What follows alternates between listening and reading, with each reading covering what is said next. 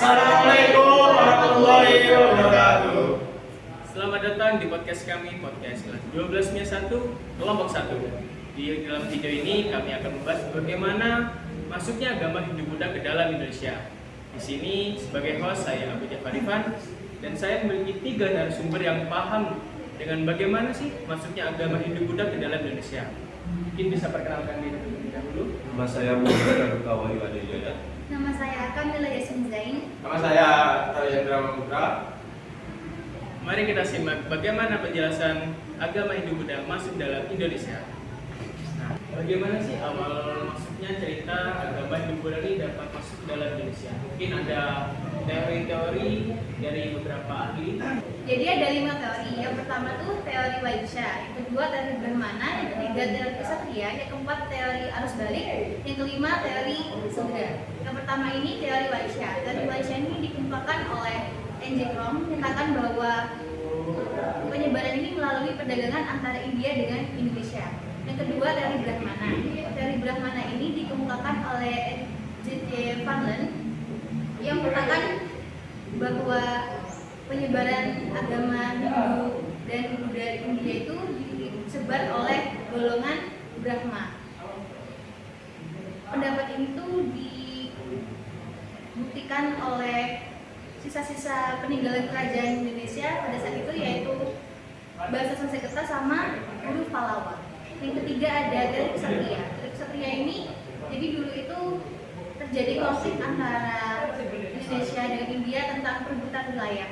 Jadi Ksatria ini juga ikut menyebarluaskan kebudayaan Hindu dan Buddha di Indonesia. Dan juga karena kerajaan-kerajaan di Indonesia pada abad ke-5 sama dengan situasi India pada abad yang sama. Yang keempat ada arus balik. Teori arus balik itu seperti orang Indonesia itu menggali lebih jauh tentang Hindu Buddha ke India. Lalu saat mereka mendapatkan ilmu, mereka kembali ke Indonesia lalu menyebarkan ilmu tersebut.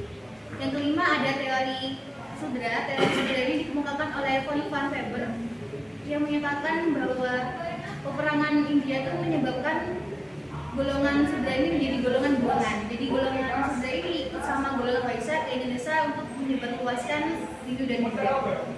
Ternyata banyak juga nih ada dari apa tadi? Vaishya, teori mana, teori Ksatria, teori arus balik sama teori Sudra. Ada 5 nih. Nah, berarti agama Hindu-Buddha ini awalnya dari India. Tidak mungkin langsung dari India juga ya, ada dari Indonesia yang belajar di sana lalu kembali ke Indonesia dan menyebarkan. Dengan datangnya agama Hindu-Buddha ini mungkin nggak langsung diterima nih kan agama itu. Mungkin ada beberapa hal yang sama yang akhirnya agama Hindu-Buddha ini dapat diterima. Mungkin bisa dijelaskan faktor pendukung agama Hindu-Buddha ini dapat diterima di Indonesia. Faktornya itu ada 4. Yang pertama itu masyarakat Indonesia belum mengenal agama. Alasan ini bisa menjadi alasan yang paling sederhana, namun paling memungkinkan pada saat tersebut masyarakat Indonesia masih menganut kepercayaan yang berupa animisme dan dinamisme. Karena pengetahuan yang terbatas pada saat itu. Terus yang kedua ada ajaran Hindu Buddha yang hampir mirip dengan kepercayaan yang sudah ada. Dasar budaya Hindu Buddha bisa dibilang memiliki banyak kemiripan dengan budaya animisme dan dinamisme yang memang sudah ada dan sudah diadopsi oleh masyarakat Indonesia. Terus yang ketiga ada sifat bangsa Indonesia yang ramah. Masyarakat Indonesia memang sering dikenal dengan wataknya yang ramah dan menerima pendatang saat para pedagang dan ahli agama masuk ke Indonesia. Yang keempat, pengaruh penguasa di Nusantara pada zamannya. Pengaruh penguasa yang berjaya pada masa itu mendukung penyebaran agama Hindu-Buddha menjadi lebih mudah pada saat itu. Masyarakat menganggap bahwa raja-raja yang ada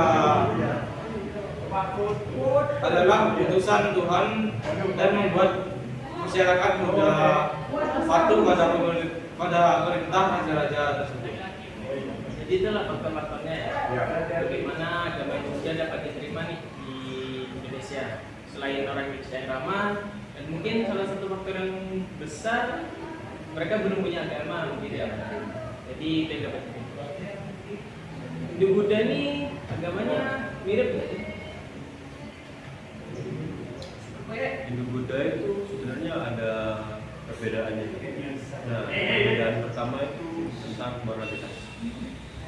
Perbedaan moralitas. Moralitas dalam agama Buddha itu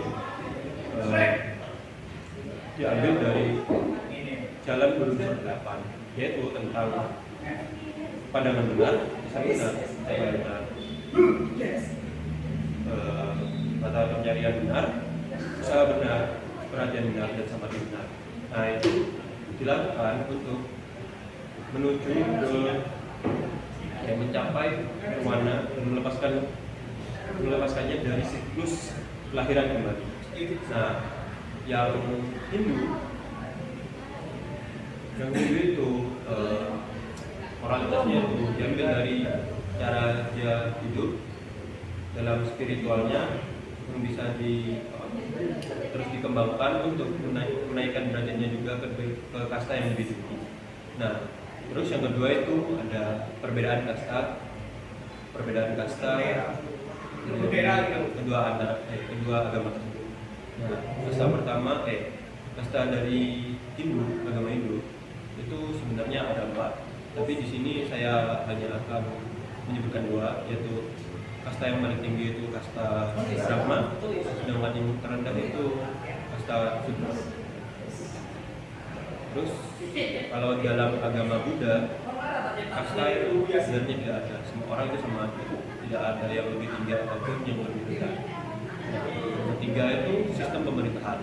Sistem pemerintahan dalam agama Hindu itu biasanya dari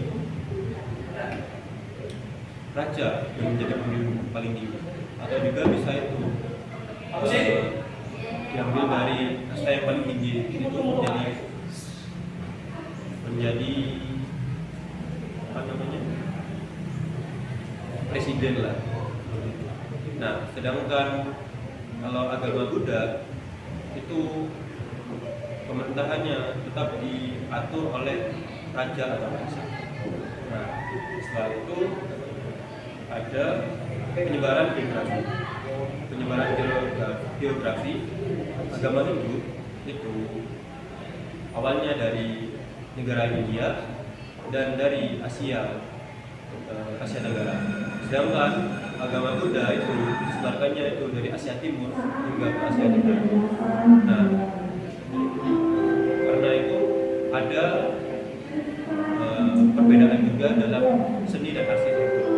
Seni arsitekturnya agama Hindu itu seperti candi-candi, yaitu ada candi Prambanan yang ada di Indonesia. Sedangkan agama Buddha itu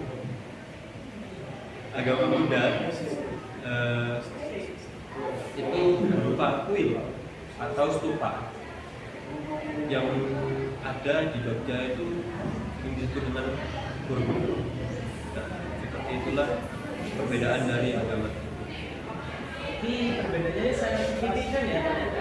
Mungkin kalau kita berpikir selama ini agama Hindu ini cukup mirip lah, di mana mereka sama-sama berdewa dan mungkin seperti aspek candi-candinya hampir serupa.